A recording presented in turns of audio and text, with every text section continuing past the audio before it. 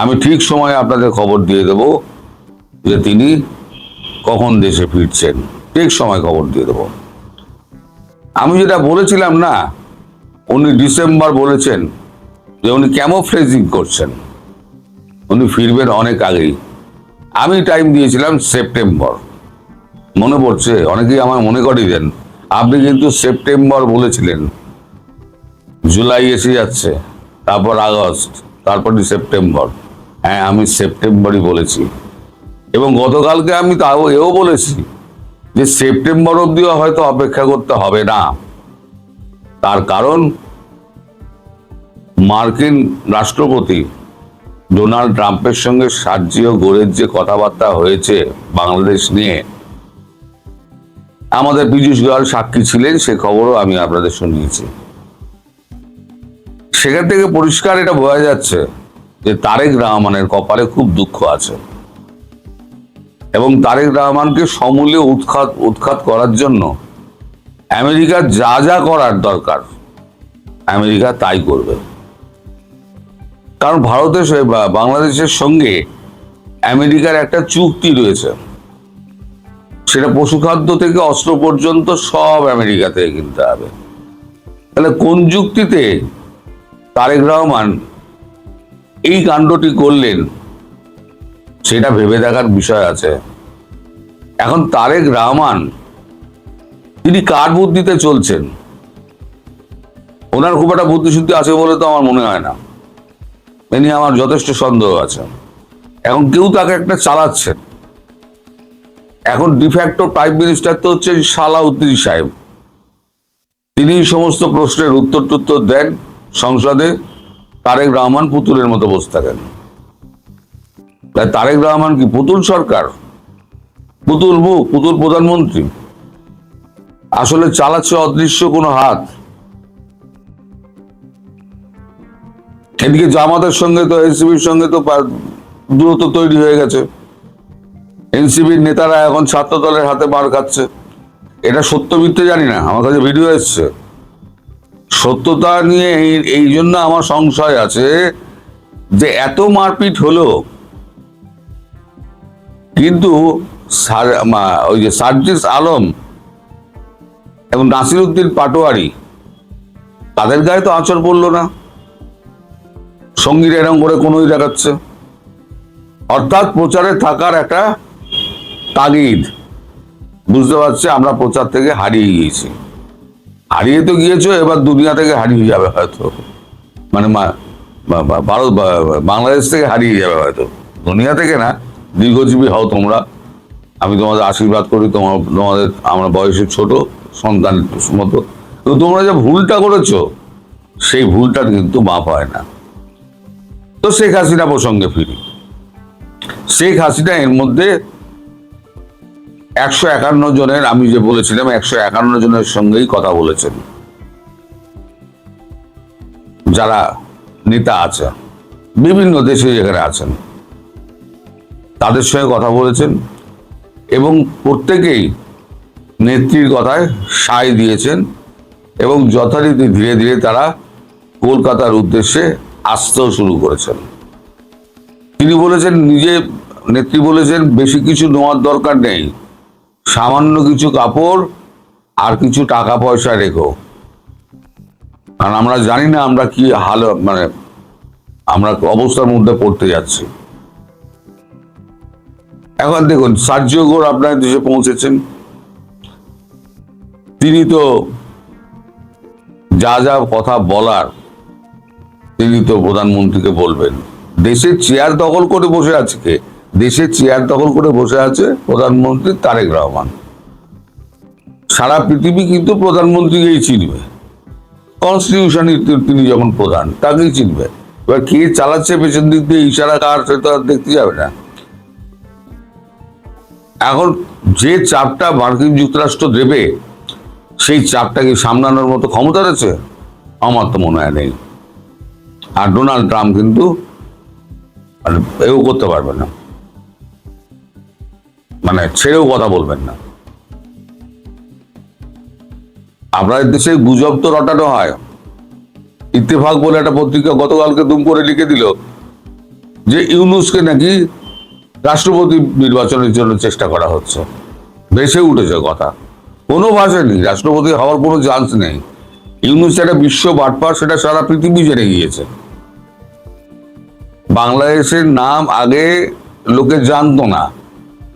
ইউনূসের আমলে ইউনূস যা করে গেছে তাতে সারা পৃথিবী বাংলাদেশকে চিনে গেছে।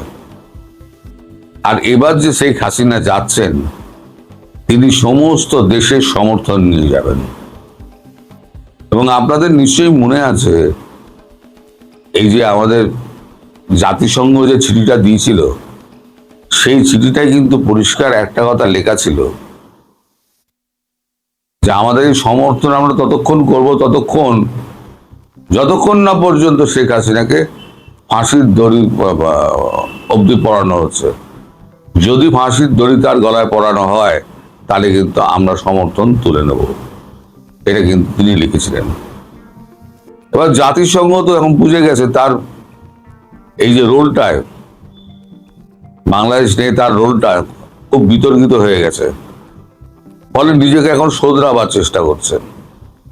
সেক্ষেত্রে যদি ইউরোপিয়ান কান্ট্রি এবং ল্যাটিন আমেরিকার কান্ট্রিগুলো যদি একে একে চিঠি পাঠাতে শুরু করে শেখ হাসিনার সমর্থনে, তাহলে ব্যাপারটা কি দাঁড়াবে? এখন তিনি কোন পথে ফিরবেন তা জানি না। এখন প্লেন আমাদের ইন্দিরা গান্ধী আন্তর্জাতিক বিমানবন্দরে থাকবে, ওই 107 সিটের যে প্লেনটা রাখাও কথা বলা হয়েছে, আমি যেটা বলেছি 107 সিটের একটা প্রাইভেট জেট, নাকি সেটা লখনৌ বিমানবন্দরে রাখা হবে। দিল্লি থেকে লখনৌ সড়কপথে 2 ঘন্টা 2.5 ঘন্টার ব্যাপার। যদি হুটার দিয়ে গ্রিন চ্যানেল করে যদি পার করে দেয়, 2 ঘন্টা থেকে 2.5 ঘন্টা মধ্যে পৌঁছে যাবেন। এখন রাস্তা এত ভালো হয়ে গিয়েছে। তো সেক্ষেত্রে যদি বিমান পথে যান, কোন পথে যাবেন আমি জানি না। আর সড়ক পথে গেলে তিনি যে কোন রাস্তা ধরবেন, সারা বাংলাদেশটাই তো ভারত দিয়ে ঘেরা। এখন অমিত শাহ, রাজনাথ সিং আর আমাদের নরেন্দ্র মোদী আর জয়শঙ্কর আর অজিত দোভাল, এই 5 রত্ন তার দেশে ফেরার ব্যাপারে যে কি ব্যবস্থা করছে সেটা তারাই জানেন, আমরা তো জানতে পারবো না। তবে সার্জিও ঘোর তিনি যে যাচ্ছেন, সন্তোষজনক উত্তর দিতে না পারলে তারেক রহমানের গদি কিন্তু গেল। আজকে আমি আগাম বলে দিচ্ছি আপনাকে, তারেক রহমানের ডেজ আর নাম্বারড। আবার বলছি, তারেক রহমানের ডেজ আর নাম্বারড। কিছু দিন অপেক্ষা করতে হবে, তারেক রহমানকে আবার লন্ডনে ফ্লাইট ধরতে হবে। এই সরকার টিকবে না, এই সরকার উল্টে যাবে, সেটা কয়েকটা দিনের ব্যাপার। এখন আপনারা সবাই নিজেরা প্রস্তুত হন। নেত্রী যে পথে ফিরবেন, আপনারা ঢালের মতো লাখে লাখে মানুষ তাকে ঘিরে থাকুন। মানুষের ঢাল যদি থাকে, সেক্ষেত্রে কোনো দেশের কোনো সেনা, কোনো পুলিশ, কোনো সরকার, কারোর সাধ্য নেই নেত্রীর গায়ে হাত দেওয়ার। আপনারা প্রস্তুত থাকুন। আমি সেপ্টেম্বর বলেছিলাম, হয়তো তার আগেই কোনো বড় ঘটনা ঘটে যেতে পারে। সবাই ভালো থাকবেন, সুস্থ থাকবেন, সাবধানে থাকবেন। এবং অমলের ইন্টারভিউটা আমি লিঙ্কে দিয়ে দিচ্ছি, সেটাতে আপনারা দেখে নিতে পারেন। সেখানেও সে ডিটেলসে সবকিছু বলে দিয়েছে। নমস্কার।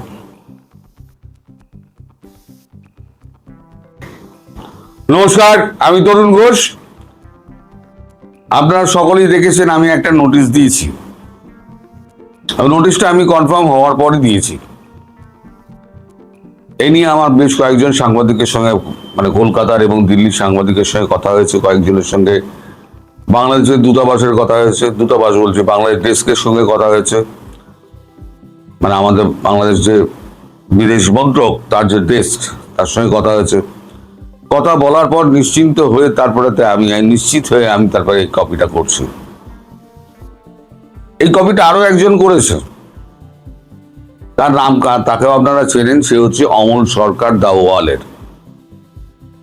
আমি তার লিঙ্কটা আমি ডিসক্রিপশন বক্সে দিয়ে দেবো, তাহলে আপনারা বুঝতে পারবেন যে ভারতবর্ষময় খবরটা ছড়িয়ে গেছে। আরো কয়েকটা আছে, আমি কত লিঙ্ক দেবো। এখন আপনাদের দেশে এসব প্রচার টচার হচ্ছে না। তিনি যেটা বলেছেন তার নেতাদের ফোন করে সবাইকে নির্দেশ দিয়ে দিয়েছেন, বাক্স প্যাডরা গুছিয়ে রাখো, যে কোনো সময় দেশে ফিরতে হতে পারে, যে কোনো সময়। এখন ওখানে গিয়ে আমরা কি পরিস্থিতির মধ্যে পড়বো আমরা জানি না। খারাপ পরিস্থিতির মধ্যে পড়ার আশঙ্কাই বেশি, তাই হাতে কিছু টাকা পয়সা রেখো। আর আমি যখন বলবো সেই সময় সবাই একত্র হয়ে যাবে, আমরা দেশে ফেরার ব্যবস্থা করব। এর বেশি উনি কিছু বলেননি।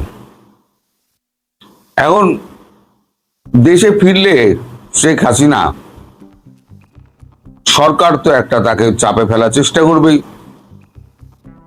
সেক্ষেত্রে ঢাল হয়ে দাঁড়াতে পারেন একমাত্র আওয়ামী লীগ কর্মীরাই। আজ লাখে লাখে কর্মী যদি তাকে ঘিরে থাকে, দেশের কোনো পুলিশ, কোনো সেনা, কোনো সরকার তার ধারে কাছে ঘেঁষতে পারবে না। তারাই আপনার ঢাল, এটা মনে রাখবেন।